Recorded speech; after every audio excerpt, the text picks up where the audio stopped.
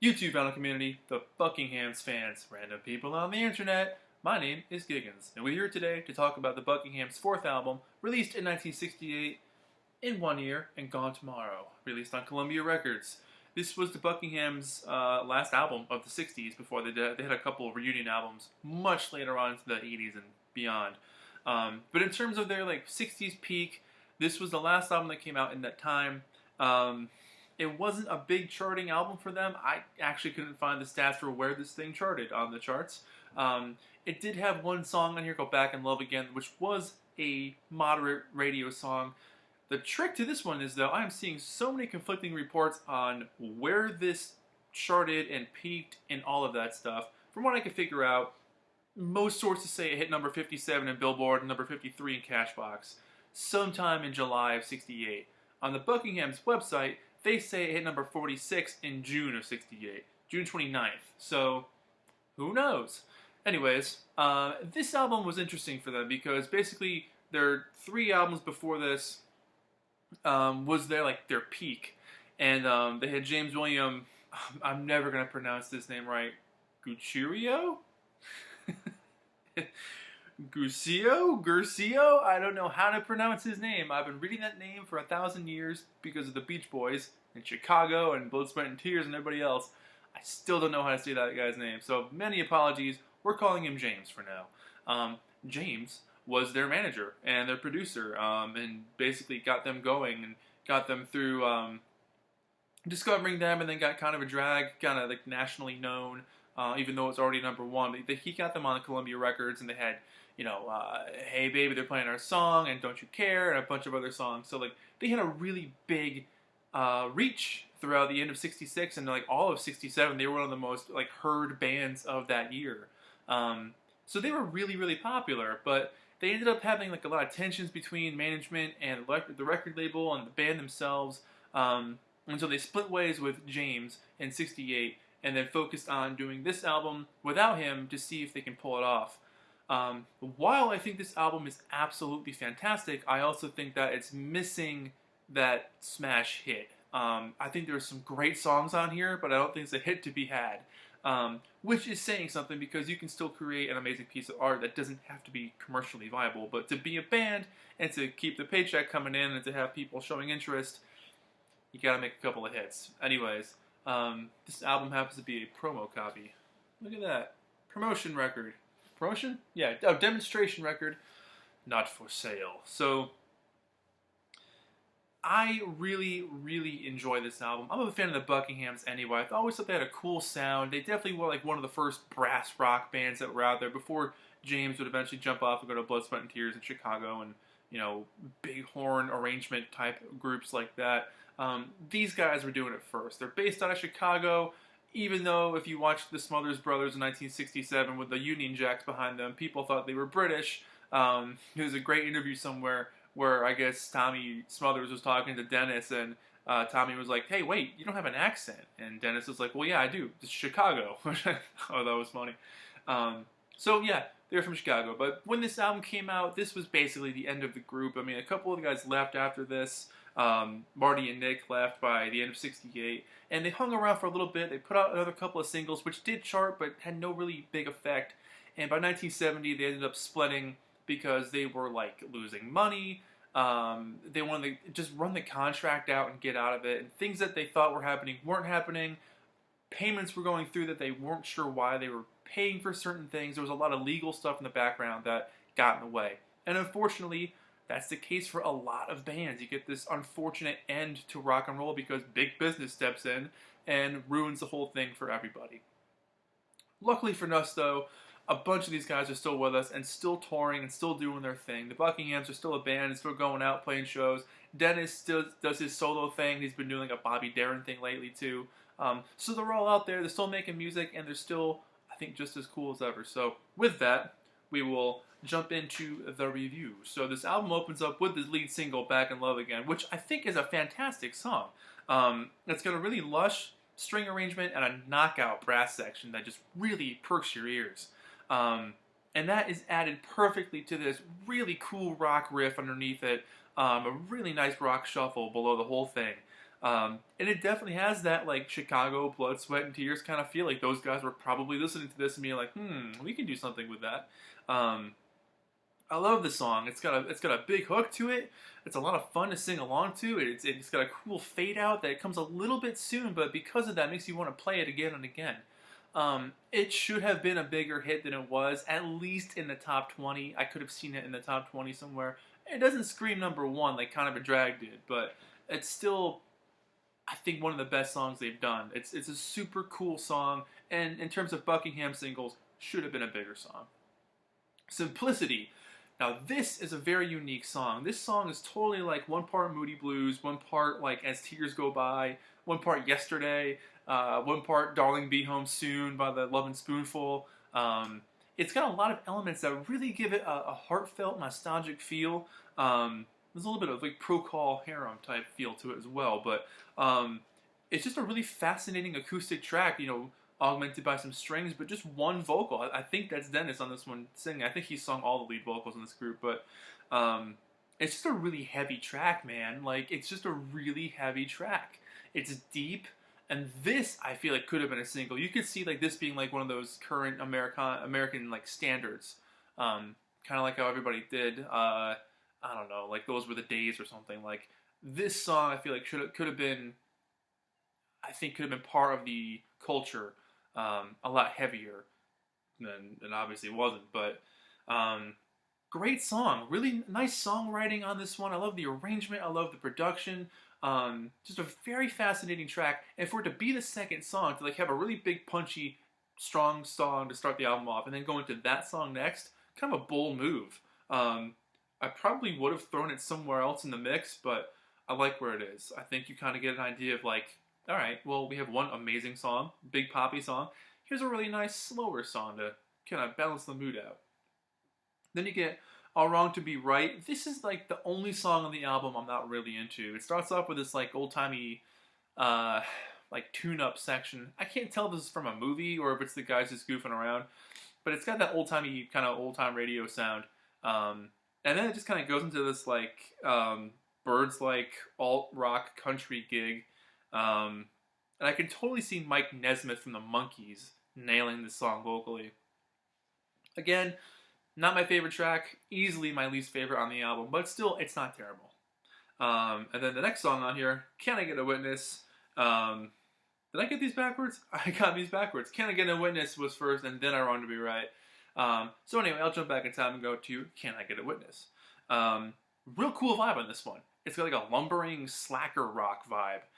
This kind of just plods along and slams along. But then it builds up into some really good jams. But I love the tight drum production on this one. Again, big horn arrangement and the ripping vocal throughout the whole thing. I think is a really fun package of a song. And then you get the last track on side one, Can't Find the Words, and this song is amazing. I really, really like this song a lot. The super fast cymbal work, the James Bond type riffing. It's a really groovy track. You can just picture this in some hip 60s movie where like everyone's wearing turtlenecks and I don't know, drinking like fancy 60s drinks. I don't know what they'd be. I wasn't around back then. Oh, rum and coke. Let's say it's a rum and coke because the Beatles would drink that. They're all hanging out and they're standing on shag carpets and they're holding newspapers because people read the newspaper in the 60s. This is an awful, awful image I'm coming up with, but that's the vibe that I get. It's just like this cool, kooky 60s feel in this one. But the solo on this thing, the way the fuzzy guitar solo just shreds through the speakers, I absolutely love the growl and the grit in this one. Really, really captures your attention. I love that feel. It's just fuzzed out. And the acoustic guitars are great. The lead vocals are really impassioned. This, I think, was a B-side to some song, but yeah, this could have been a single. I'm going to put that out there. I don't think it would have been a big single, but it has the potential to be like on the radio. Song of the Breeze on side 2. This opens with like really big helicopter sounds and almost sounds like there's a lot of hard panning from speaker to speaker. I was trying to figure that part out a little bit. It sounded like it, but I couldn't tell. But the helicopter sounds are definitely there. And then it jumps into this like really polite, delicate kind of sound. Like take a ride on a windy day, let the wind breeze your mind away. I love the vocal harmonies on this song so much. They had a really nice blend with their harmonies. absolutely stellar. And the jangly sort of guitars throughout this thing. The clean tone on the guitar is very Birds-like, which I think is cool. Um, but the background vocals and the music really create an atmosphere of peace. This whole song has a really peaceful state of mind. So sequencing on this album has been great so far. You start off with a couple of big smash songs, got some quieter moments, you get back to the big smash songs, you get this one more of a quieter vibe. So there's definitely the roller coaster effect, which I think always makes for an interesting album. It's not just one side of like crazy loud rock and one side of like quiet stuff. Having those peaks and valleys, I think, makes for an effective listen. What is Love? More big crazy horns on this one. Man, it's a super peppy, upbeat song. This is a really cool song.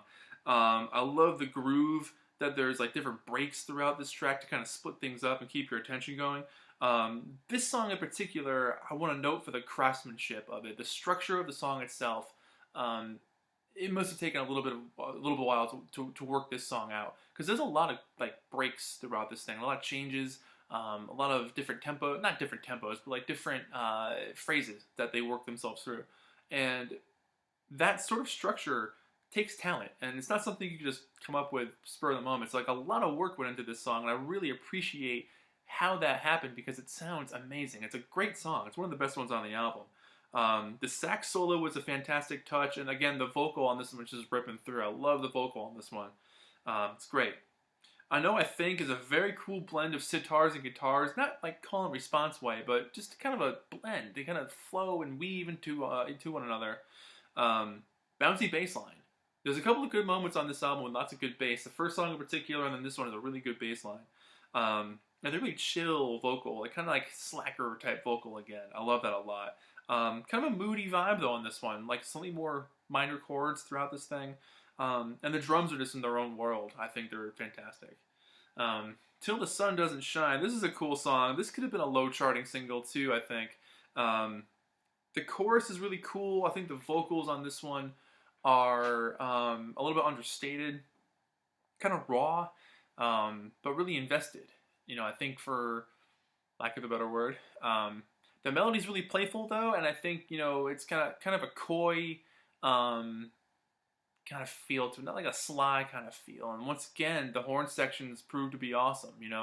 There's one thing this group really does well, is it works with the horn section very well. I mean, the voices, the songwriting, the type of songs that they had, they get away with that feel. I think if a lot of bands tried to do that, it would come across as sounding kind of fake, but that was like what they were known for. That was the thing, was that big brass sound. And it just works for them. I think it sounds cool. Are You There? This is an awesome song too. I love the smooth vocal here, the dramatic strings and colorful drums throughout this thing. There's moments where the words are really kind of like, not quickly sung, but just done in a quicker way. Wow. But I love how it's done. The melody is fantastic. It's heartfelt. It's sad. But it sticks in your head. I think this also could have been a really good B-side. And the album ends with The Time of My Life, and this is a really cool song. The way, the time of my life, like that kind of like expression throughout this thing. Excellent drum showcase on this song. Really heavy bass. The organ sounds like a tougher version of a Monkees song. Very rock and roll on this one. It's not so much brassy on this one. It's kind of just a straight up rock and roll band, which is pretty cool. And that's the album. And I really, really enjoy this album. I'm going to put it out there and say it's one of the lost albums of the 60s that you need to hear. It plays really, really well. There isn't a bad song on it. The All Wrong to Be Right is like okay. But even that's tolerable. You get through it. It's not that long. But really, the whole album, I think, deserves way more recognition than it gets. I think it's a top-notch 60s album. Totally overlooked at the time. And it barely sold anything. I'm kind of surprised this is actually a promo copy, because I'm shocked that there was any promotion at all for this thing. I mean, and again, this was played. It's a little scuffy in parts, so it got played. But this was the end of the Buckinghams at that point. I mean, they were gonna have this big Buckinghams Day in Chicago, and it got canceled because they got busted for drugs, and then two of the guys left, and things just kind of disintegrated from there on out for the next year and a half, and it wasn't happy for them. And that's the whole thing. I mean, Paul McCartney said it best in the anthology series. It gets to the point where it's not fun anymore. And when it's not fun anymore, it's not worth it. So they cut their losses, they saved face, and they hung it up, and they went their own separate ways and did their own thing for a while. Dennis and Carl had a little thing in their mid-70s where Lou Adler produced one of their albums, or a couple of their albums. And then the other guys kind of did their thing, and they got back together at one point to do a thing in Chicago, and then Dennis was doing his own thing throughout the 80s with like doing the Family Ties theme song, which I did not know about till recently. Pretty cool fact. And that was it. So they've all been doing their own thing ever since. So they've been involved in music, but obviously they're always going to be remembered as the Buckinghams and Kind of a Drag and Don't You Care and Hey Baby and all that stuff. But it's funny how, once again, a group from the 60s that lasted 2 or 3 years had such a humongous impact. I feel like the Buckinghams are one of those bands these days where if you put on the oldie station and, I don't know, you're growing up around this time, they're one of the bands where you would know their songs, but maybe not the guys behind it or even the name of the band. But their music is important. It's kind of like, I don't know, Spiral Staircase. They had one song, I Love You More Today Than Yesterday, whatever it was called. That was it. They had like one big single, and that was it. But you hear it on oldies radio all the time. It's just a staple of that format. Same for the Buckinghams. Kind of a Drag will always be on the radio, and it deserves to be. It's a great freaking song, and Mercy, Mercy, Mercy. Susan, I mean, they had a bunch of hits. They ended up putting out a greatest hits album, I think in 1969. I think that was like their last actual release in the 60s.